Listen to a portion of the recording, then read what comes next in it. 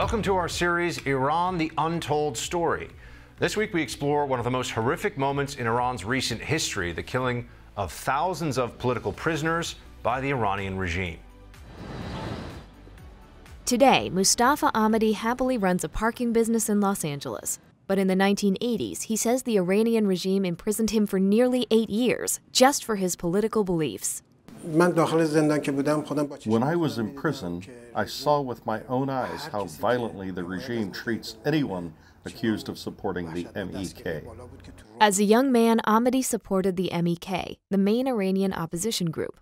The prisons were full of MEK supporters who were tortured and executed.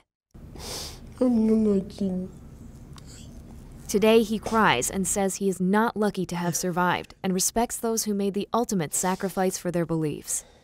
A recent Amnesty International report says thousands of Iranians were executed by the regime in 1988, including teenagers. Some estimate that as many as 30,000 people were massacred. Families were kept in the dark. There was a mass massacre. It was the state and its various organs that were rounding up people, imprisoning them, torturing them, and ultimately executing them. After months of being lied to by the authorities, they began to learn the devastating truth.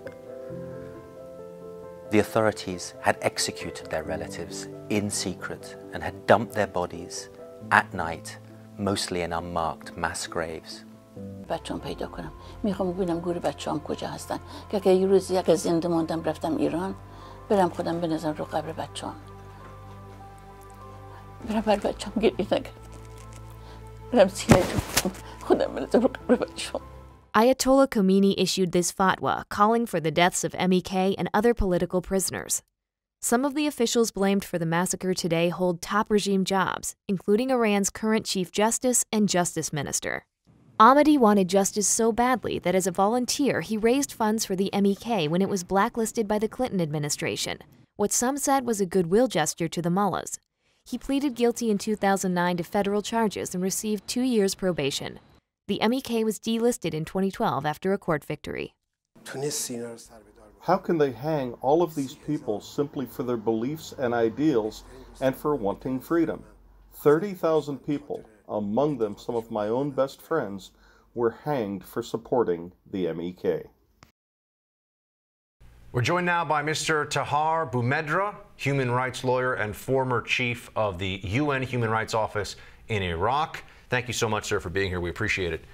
So please tell me, you're a board member of Justice for Victims of the 1988 massacre in Iran and have researched the killings. Tell everybody what happened in 1988. Well, first let me say that JVMI, short for Justice for the massacre of the Iranian political prisoners in Iran 1988. This association is formed by the families of the victims of such a massacre. The JVMI has undertaken some inquiry and have produced this report. It contains overwhelming evidence that there is a crime that amounts to a crime against humanity that did take place during the summer of 1988 in Iran. Can you explain what happened? Who was on each side of this? Who were the perpetrators? Who were the victims? And what led up to this? Basically, it was a decision by the supreme leader of the time, Khomeini. Khomeini has decided that the opposition that did not sort of behave in a docile way has to be eradicated, annihilated. And therefore, to protect the Islamic Republic, there is no room for any opposition. And the only way of getting rid of the opposition is to issue a fatwa to kill them all. What did this opposition initially want? What were their demands of the Khomeini regime that led to this moment where Khomeini finally decided that he wanted to eradicate them? First of all, the opposition challenged the supreme leader by refusing the theory of Wilayat al-Faqih. Wilayat al-Faqih, it means a sort of a divine will to implement the God's commands by the leader of the time, Khomeini. And the opposition in general did not take this kind of theory, which is refused actually by all leading jurists, whether in Iran or outside Iran. And this opposition, this is the Mujahideen-e-Khalq, or there are other elements that were also encapsulated in this? There are a number of groups, political groups, challenging this theory, and the Mujahideen-e-Khalq, or MEK, had taken the lead in this position because it has proved itself very familiar during the 80s. Bring me back to the 1988 massacre at the hands of the Iranian regime. How many people are estimated to have been killed? You see, the investigation has proven that a crime has taken place. Now, the figures, it's not really important to give a figure because the whole point is about requesting an inquiry into this massacre. Different figures have been given, mainly 30,000 political prisoners. Others have stated a number of 33,000. Amnesty in earlier reports issued or stated the number of 7,500. The Special Rapporteur of the United Nations of the time also stated a figure, but for us this is not important. For us, up till today, no inquiry, no independent inquiry has taken place, and this is why figures are not important. What is important is that all agree that there is a crime that took place. Annihilating political prisoners was done by a fatwa issued by Khomeini. Tell me about this fatwa that was issued by the Islamic Republic's leader, Ayatollah Khomeini. Did this lead to death commissions? Were there trials? What did the fatwa itself state about the opposition? In a word, I would say, which again, the fatwa is documented in this book, but it said kill them all, even with a summary kind of trial, because he ordered the setting up of what he called the Commission of Amnesty, while the opposition calls it the Death Commission. So this Death Commission is composed of three elements representing the Judiciary, the Ministry of Interior, and the Minister of Intelligence. And the proceedings doesn't last more than 3-4 minutes. And the purpose is kill them unless they repent. And they repent publicly on television. Those who refuse to repent publicly, they are selected for execution. Did the victims of this politically motivated massacre include women and children, or was it limited only to adult males?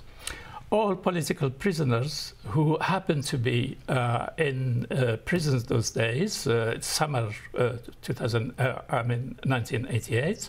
Now there are underage juveniles, there are women, and obviously there are men. So everybody who happened to be in prison and refused to repent publicly had to be executed. Juveniles were among those executed. Is there any doubt at all? Does anyone who is credible question that the Iranian regime was responsible for this massacre, that this was ordered from the top down? The evidence is quite clear, and it has been revealed recently by a figure, a very prominent figure in the regime, Hossein Ali Montazeri. He reported the decision of Khomeini, or the fatwa, in his memoirs published in 2000.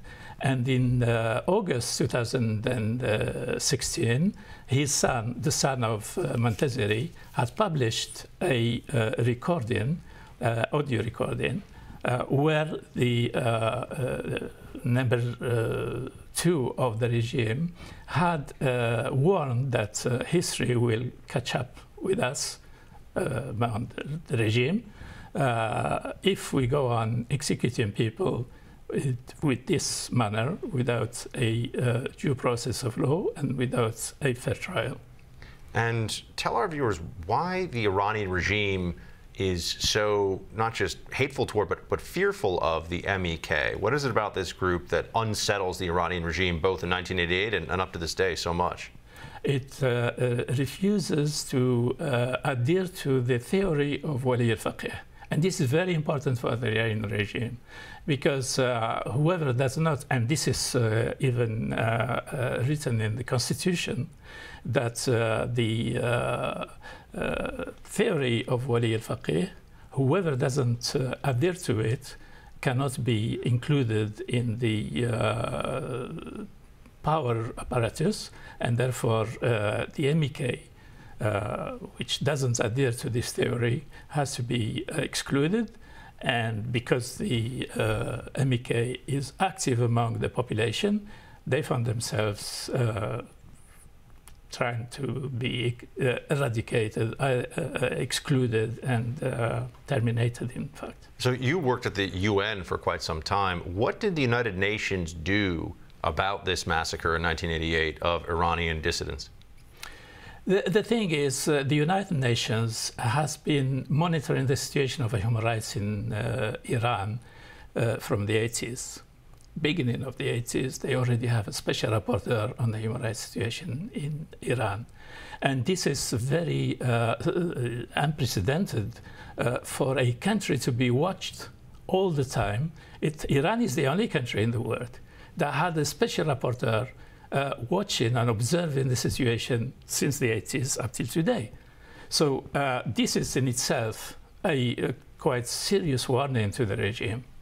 But, you know, the United Nations has its own kind of approach to these issues, and power politics, also political expediency, always comes into play.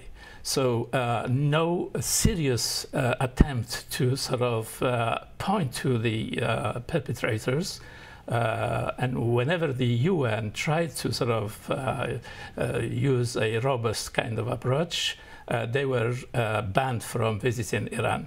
What do you want the world community to remember about this massacre, and what would you want them to do today? What we are actually doing, both in Geneva and in New York, is to say to the world community through the United Nations institutions that a very serious crime did in fact take place.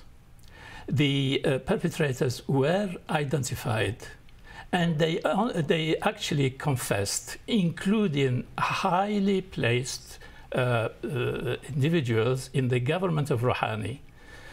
So having these people confessing and having the crime being documented not only by NGOs but by the United Nations as well. So this makes it a very serious crime that the international community need to follow up, and the United Nations is expected to set up a commission of inquiry to shed the light on the perpetrators, hold them accountable, and bring them to justice. Thank you, Mr. Boumedra. We appreciate your time. Thank you. Coming up next on Iran, the Untold Story, we explore the MEK, the main Iranian opposition group.